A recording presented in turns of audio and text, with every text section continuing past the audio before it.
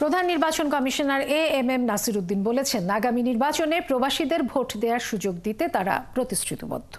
মনোনীত প্রতিনিধির মাধ্যমে নিজের ভোট দিতে পারবেন প্রবাসীরা। তিনি বলেন, সীমিত পরিসরে হলেও প্রবাসীদের ভোটে আনতে চায় কমিশন। আরও জানাচ্ছেন ফারজানা আক্তার।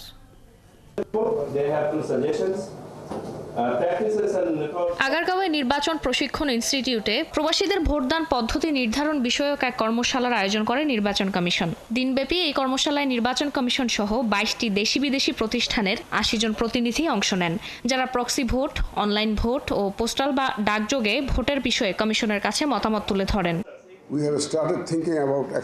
উদ্বোধনী বক্তব্যে প্রধান নির্বাচন কমিশনার এএমএম নাসিরউদ্দিন বলেন, প্রবাসীদের ভোটের আওতায় আনাটা চ্যালেঞ্জিং, তবে আগামী নির্বাচনে তাদের ভোটাধিকার নিশ্চিত করার বিষয়ে প্রতিশ্রুতিবদ্ধ কমিশন।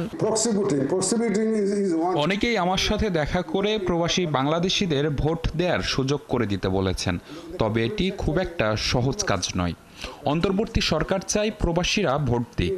আগামী জাতীয় নির্বাচনে প্রবাসীদের ভোটের আওতায় আনতে নির্বাচন কমিশন প্রতিশ্রুতিবদ্ধ।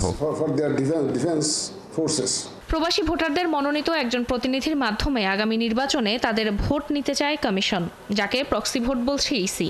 তবে তাদের ভোট দেওয়ার চূড়ান্ত পদ্ধতিটি কি হবে তা নিয়ে এখনো আলোচনা চলছে বলে জানালেন প্রধান নির্বাচন কমিশনার। সামাজিক ও রাজনৈতিক বাস্তবতা, ভোটারদের শিক্ষাগত যোগ্যতা এবং প্রবাসীদের সেখানে স্থানীয় বাস্তবতা বিবেচনায় সিদ্ধান্ত নিব আমরা। বড় পরিসরে না হলেও আমরা এক বা একাধিক দেশে স্বল্প পরিসরে প্রবাসীদের ভোটের সুযোগ করে দিতে চাই। প্রবাসীদের ভোটের বিষয়ে প্রক্সি পদ্ধতি সহ 3টি বিকল্প নিয়ে পর্যালোচনা করছে কমিশন। ফারজানা আক্তার, 71, ঢাকা।